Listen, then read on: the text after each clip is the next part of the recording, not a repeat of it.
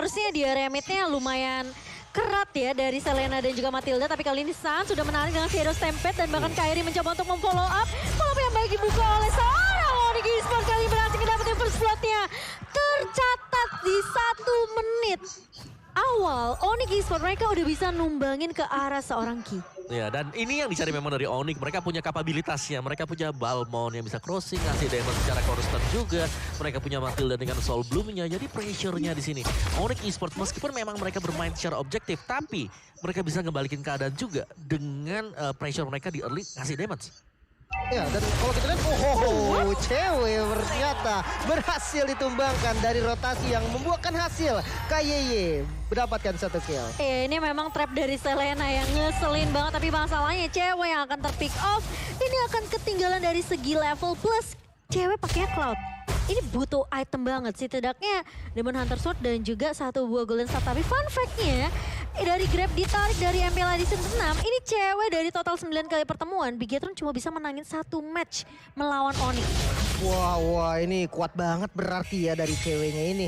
Tapi kalau aku melihat hero-hero dari teman-teman Onyx sendiri, stoppernya agak kurang ya sebenarnya. Walaupun ya dia punya Pakito dengan knockout strike-nya, dia punya tarikan dari Stampede-nya Suns juga. Namun kalau untuk stopper pastinya menurut aku agak minim sih.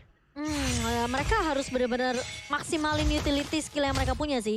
Kayak Black Shoes di tangannya Vala, ini jangan asal digunakan karena kalau team fight panjang dengan Altar di tangan Onyx Esports, ini Bigetron Alpha kalau mereka nggak punya resource skill yang cukup, ini bahaya banget. Ya, dan Turtle kali ini coba dikontes sepertinya dari Max dan berhasil diamankan oleh Kairi. Kali ini di heavy spin, lempar ke arah belakang namun Boots-nya masih bisa bertahan dan membalikkan keadaan. Max yang harus tumbang. Max-nya tumbang dan bahkan kali ini lihat ini kesempatan yang besar untuk Onyx Esports. Mereka makanin semua jungle dari Bigetron Alpha. Meskipun ceweknya ke pick off di awal, tapi dengan rotasi yang dibawakan oleh pemain-pemain Onyx di area mid-nya, ini mereka bisa tumbangin pemain-pemain lainnya. Nggak harus terlalu fokus sama Marky. Yes, dan Suns dengan Magic Worship dia ternyata akan memberikan efek burn, efek tambahan bakaran. Dan kita tahu dengan penetration juga yang dipakai. Jadi Onyx Esports tadi mereka berhasil untuk menang di area dari Turtle. Sekaligus untuk mendapatkan objektif berikutnya itu purple buff dari Akai. Iya, tapi rotasi dari Kini harus mulai diperhatikan juga ya. Terutama untuk cewek. Karena Ki kayaknya bakal berfokus untuk nge-babysit secara nggak langsung ke arah Marky-nya. Kalau Marky bisa numbangin cewek lagi berturut-turut, ini bakal menjadi tabungan yang manis untuk seorang Marky. Ya, dan goldnya dari cewek sendiri bakal lama banget kan. Yang kita tahu Cloud sendiri dia depends on item. Dia butuh Demon Hunter Sword, dia butuh Golden Staff. Paling nggak 2 item itulah untuk join fight nantinya. Jadi di delay di awal ini benar-benar mengganggu sih.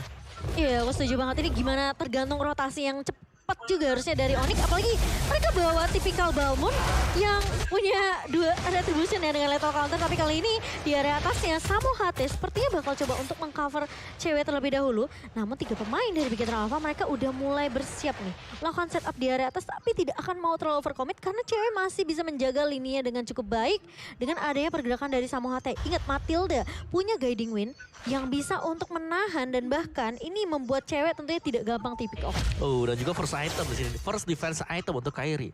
Itu adalah Radiant Armor. Wah, respect ya. Sustain, bener. Dia sustain banget ya. Damage-damage kan ada 3 magic damage juga. Yang nge-burst ini datang dari Ki. Tapi yang lainnya ini nyicil. Damage per second, bukan burst. Iya, damage per second tentunya. Dan gimana garutan dari seorang Kini ya. Dari garutnya tentunya cukup menyakitkan di area early-nya. Tapi Boots bakal coba untuk menghindari 1 buah Abyssal Arrow. Dan Samo HT udah mendapatkan informasi di mana Marky kali ini pecah weakness point. Tapi damage-nya ternyata belum masuk semua. Masih bisa bertahan dari ceweknya. Dan bagian Turtle-nya ya mulai di set up lagi nih sama teman-teman dari Onyx. Sebenarnya secure-nya memang lebih kuat ke arah Kairi, tapi jangan lupakan heavy spin ya. Iya, dari kali ini lihat Boots mencoba untuk menjaga pemain-pemain dari Onyx Esports yang di mana harusnya Onyx masih bisa untuk mengamankan Turtle-nya tanpa bisa dikontes karena zoning yang dilakukan sama Boots. Dia punya damage early, dia bisa clear cepat. Jadi ini fleksibel banget dari Onyx Esports. Mereka nggak perlu takut dengan sisi dari area depan ya, karena tebel-tebel semua di area depan. Gila, zoningnya sampai di belakang outer turret di mid lane ya. Bahkan ini Suns-nya juga ikut nge-zoning. Kita tahu Suns dengan Paramisnya, dia punya damage. Jadi harus benar-benar diperhatikan nih. Teman-teman Bigetron nggak boleh maju dengan mudah, dengan gampang dan out position itu bisa langsung dipanis sama teman-teman dari Onyx. Meskipun setupnya ada dari Ki ya kok, tapi untuk itemnya nih Wow, oke. Satu buah Dreadnought Armor udah dibeli juga untuk Kairi. Tapi tadi di sini objektif play Onyx Esports yang bagus banget. Tadi bahkan Kairinya nahan dapat retribution di turtle-nya, berusaha untuk mengkontes orange buff dari Deep Dealer. Iya, tapi altar udah mulai dibuka oleh seorang Sans dan bahkan pemain-pemain dari Bigetron. Mereka mau coba untuk mendapatkan setidaknya ini defensif ke area turret di area atas. Dan sebenarnya satu hit lagi, tinggal menunggu gimana cara eksekusi dari Onyx Esports kali ini. Dan bahkan cewek berhasil untuk mendapatkan objektif pertama untuk Onyx Esports. Sementara pemain-pemain dari Bigetron Alpha, selama kok Abyssal Aerof yang gak connect dari seorang Ki, ini mereka gak bisa sembarangan maju kayak yang Lim bilang. Iya. Dan ya akhirnya satu buah outer turret ya di bagian top lane berhasil diunggulin nih. Otomatis invasi dari teman-teman Onyx akan semakin liar lagi di bagian top lane-nya. Harus diwaspadai, jangan sampai invasi yang diberikan Onyx itu berfungsi dengan baik dan akhirnya gamenya akan menjadi susah untuk Bigetron. Dengan satu turret yang pecah dari Onyx, ini cewek udah bisa mainin rotasinya. Dia bisa untuk keliling dapetin semua stakannya dan bahkan masuk kali ini dengan blazing duet ke arah dua pemain dari belakang. Sasa juga cewek menumpahkan dua pemain. Dan bahkan match kali ini body lethal counter oleh seorang Kairi. Meninggalkan Ki kali ini bersama dengan Ripo, tapi kali ini Samo Hate masih punya satu buah shield. Masih bisa recall mundur terlebih dahulu, tapi Ki bisa main connect. Dan bahkan boots, oh my god. Langsung melakukan satu buah blast strike ke arah seorang Ki. Tapi di sisi lain, Samo Hate yang tadi lagi recall ternyata dipotong terlebih dahulu. Waduh, pergerakan yang sangat-sangat baik dan akhirnya outer turret di bagian mid lane juga hancur, Yom. Wow, ini Onyx kalau mereka dapetin team fight, mereka langsung dapetin objektif pasifnya. Turretnya sekarang sudah mulai hilang. Ini kontes turtle yang juga bisa menjadi milik dari Onyx Esports. Ini semua berjalan mulus banget ke agenda dari Onyx Esports sekarang. Tinggal seberapa kuat nanti atau seberapa sustain mereka untuk melakukan team fight. Karena mereka harus waspada juga dengan adanya Marky. Mereka gak boleh terlalu cepat, gegabah maju sambil melepaskan weakness point. Bahkan turtle-nya sekarang dilepas free ke arah Onyx Esports. Jadi goldnya semakin banyak lagi perbedaannya. Hampir sekitar 7.000 ya, 6.000 gold perbedaannya. Kelihatan ya sih dari perbedaan dari Onyx Esports yang bisa ngezoning player-player dari Bigetron Alpha. Berapa pemain yang bisa ngezoning, ngenahan setidaknya dari mungkin turret kedua ya, posisinya ini bisa ditahan sama Boots. Iya. Jadi siapapun yang nyebrang, itu bisa ditarik, bisa digebuk. Yang kelihatan paling jelas di sini adalah gap level. Kairi level 12, si Max masih di level 8 sebagai jungler. Tapi ini adalah Akai. Ini bukan jungler yang bisa dijinakkan sedemikian mudah. Ini susah. Iya, karena dari segi crowd controlnya, hit speednya, dan dia kan bermain sebagai frontliner sebenarnya. Jadi bukan damage yang diandalkan, melebihi ke setup ya. Iya, dan setupnya tadi Onyx Esports mereka mulus banget. Sans ini mengganggu banget ya. Di garis depan dengan Shadow Rapid-nya berusaha buat narik-narikin semuanya. Belum lagi Ghost Bursters-nya yang memang bisa nge-burst. Apalagi dia build up-nya ke damage item. Lightning Truncheon ada di sana. Wow, Lightning Truncheon. Tapi Boots tentunya yang memakai Pakito ini serem banget sih. Ini salah satu pemain yang menurut aku kayak dia bisa make a play juga untuk Onyx Esports. Karena dia pakai hero-hero damager yang bisa punya damage di depan. Dan dia punya kemampuan untuk menahan semua damage juga dari Bigetron Alpha. Benar, dengan kill participation-nya ya 52%. Otomatis rata-rata untuk minion management-nya itu dimenangkan oleh Boots. Sehingga dia akan join ke arah fight, entah itu flanking ataupun menjadi frontliner untuk teman-temannya. Tapi kali ini di area bawah turretnya yang akan menjadi tujuan dari Onyx Esports. Lihat zoningan lagi dilakukan oleh seorang San, tapi dihentikan begitu saja. Terkena ledakan dari Ingrid Gloom. Dan bahkan Sans harus tumbang, tapi masuk ke area belakang dan Maski tumbang kali ini. Tapi ternyata Vala bakal coba dikejar dan Samo Hate maju lagi ke area depannya. Sedikit connect, tapi ternyata Max yang akan dituju lagi dan lagi double kill diamankan oleh Kairi. 3 pemain dari Bigetron Alpha dihentikan begitu saja. Meskipun ada pertukaran ke arah satu pemainnya itu Sans, tapi ini keuntungan yang banyak banget diamankan oleh Onyx Prodigy. Oke, menyisakan 2 pemain ya, dan seperti yang mau bilang, setiap fight yang terjadi dari Onyx selalu membuahkan hasil objektif. Inner turret di bagian bottom lane dan mid lane sudah disecure. Onyx Esports, lihat betapa beratnya perjalanan dari Bigetron Alpha yang ketika mereka menculik satu, ini semua resource skill yang sudah digunakan sama Bigetron Alpha ini masih bisa ditahan. Iya. Dan jangan lupa juga tadi Sans, dia tumbang itu bukan tanpa kenapa ya. Dia mancing source skillnya dan dia itu langsung respon sebenarnya tadi. Jadi pasifnya memang udah dalam kondisi maksimal. Jadi bisa langsung cepat juga untuk nge-backupin teman-teman yang lain, apalagi dengan item damage-nya yang sudah di-build oleh Sans. Ini perbedaan networknya udah 10.000 dipegang oleh Onyx Esports. Dan bahkan dari Onyx sendiri, ini tinggal gimana mereka caranya main disiplin sih. tugas dari seorang Suns dan juga Boots yang memaksakan semua resource skill dari Bigetron Alpha untuk keluar dulu lebih dahulu.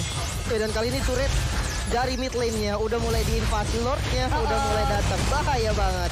Iya, dan bahkan Lord-nya tidak akan mudah untuk ditumbangkan kali ini karena pergerakan dari Onyx Esports yang menghalau semua pemain-pemain dari Bigetron Alpha untuk mendapatkan Lord-nya. Memang bisa ditumbangkan, tapi mereka kehilangan inhibitor turret. Buset, Suns-nya ada di bagian depan bahkan ya. Gak takut sama sekali menjadi bait dan pastinya memancing source skill dari teman-teman Bigetron. Tujuan dari Suns. Iya. Dia punya pasif sih, jadi dia pede banget. Oke lah, dia tumbang, nanti 3 second lagi dia bangun lagi. Ya, PCW masuk kali ini dengan blessing duet. Dan bahkan dari Kairi mencoba untuk cyclone sweep. Dan heavy spin dikeluarkan oleh seorang Max. Namun tidak akan ada follow up yang cukup cepat dari pemain-pemain Bigetron Alpha. Tapi kali ini Boots terkena damage sedikit dan bakal mencoba untuk memukul mundur terlebih dahulu. Dari Onyx Esports mereka bakal mengeluarkan altar karena tim fight ini di posisi base dari Bigetron Alpha. Jadi mereka nggak bisa main asal-asalan untuk inisiasi ngepok-ngepok. Karena posisinya Bigetron Alpha mereka bisa tabrak balik. Dengan memang sisi yang tidak terlalu banyak. Tapi Ki, ingat Abyssal Arrow yang bisa menentukan segalanya juga untuk Bigetron Alpha. Ya, Iya. tapi Selena di late game seperti ini dengan hanya bisa ada di base, ini susah banget. Iya. Untuk bisa ngasih kejutan. Oke lah kalau mungkin 5 menit pertama dari Ki dia harus bisa maksimal. Tapi cyclone sweep dari Kairi juga ini kan cepet banget. Nge-clear wave minion, langsung melakukan harassment ke arah dari jungle. Oh yes, betul banget. Dan kali ini dari Bigetron Alpha, ini susahnya juga. Marky mau pecahin apa ya, 1 buah weakness point aja. Dia udah keburu ditumbangin duluan sama cewek. Ya, atau ada altar. Atau ada altar, betul. Tapi yang lebih mengerikan ini perbedaan goldnya gak sih? Dari marksman-nya aja tadi pas itemnya udah munculin itu bedanya 1,5 item. Mungkin sekarang udah 2 item. 12 menit gamenya 12.000 juga perbedaannya. Iya, Dominasi dari Onyx benar-benar gak terhentikan. Ya dari gold lanernya juga ya. Ini kan players gold by UBS Gold. Marky dengan cewek ini selisih 4.000. Berarti ada 2 item. 2 item selisih. Iya, dengan selisih 2 item ya. Blazing Duet yang tadi bisa memporak-porandakan teman-teman Bigetron itu bahaya banget. Damage-nya ada. Dan dia sustain juga. Sementara kalau Marky dia lebih ke momentum. Ya, dan jangan lupakan Boots ini nge-build up ke item damage juga. Melting Cross. Attack penetration Iya, tentunya. iya. Untuk seorang Boots ini sekali toyer juga bakal sakit banget sih dari seorang Boots-nya. Apalagi kalau yang kena adalah Vala, Marky, atau Ki ya. Iya. Ini bisa dirontokkan oleh seorang Boots. Tapi Lord yang akan menjadi penentu hidup dan mati dari Bigetron Alpha kali ini. Mereka harus coba untuk berani kontes. Dan kali ini mereka punya heavy spin. Marky mencoba untuk memecahkan winners point terlebih dahulu. Dan bahkan dari Samoate menjaga di area garda depannya. Dan setengah HP ban. Tapi kali ini cewek masuk dengan blazing duet ke arah backline-nya. Dan bola tumbang di tangan seorang Boots bersama dengan seorang Marky. Tapi Max mencoba untuk mencuri momentum dan gagal kali ini. Karena dari Kairi masih bisa untuk ngedapetin Lord-nya. 2 pemain bakal coba ditahan dengan knockout strike. Dan bahkan lihat pemain-pemain dari Onyx Esports mereka nggak mau mundur, mereka nggak mau pulang dan bahkan inhibitor di area atas sudah pecah. Astaga, bahkan turret pun nggak bisa memberhentikan pergerakan dari Onyx Esports. Ditabrak habis, nggak dikasih kendor Lord-nya. Sudah mulai masuk ke arah mid dan akan ditabrak lagi pastinya. Iya, lihat ini berapa kuatnya pemain-pemain dari Onyx Esports. Tapi Max bakal tumbang dan bahkan Ripo pun tidak mampu untuk menahan damage dari Onyx Esports. Belum masuk ke area base-nya. Bigetron Alpha mencoba untuk menahan, tapi Onyx Esports berhasil untuk mendapatkan game mereka yang bersama dengan sangat amat meyakinkan. Dan bahkan aku bisa bilang peranan dari Suns dan juga seorang Samoate ini membuat Bigetron Alpha mereka nggak bisa untuk mengkontes balik. Wow, ini dominasi yang gak lepas-lepas. Gila sih. Onyx Esports dari early mid game sampai late game bahkan gak kendor-kendor, goldnya selalu ada di arah Onyx. Gak bisa dibalikin sama sekali. Dan ketika kita melihat defensif yang dilakukan sama teman-teman Bigetron Alpha belum bisa membuahkan hasil yang maksimal. Di lot pertama mereka kehilangan 1 base turret. Dan nextnya bahkan dengan lot yang baru jalan habis sudah langsung base-nya. Ya objective play ini dari Onyx Esports yang memang ngeri banget ya. Ngeri banget Mereka sih. kontrolnya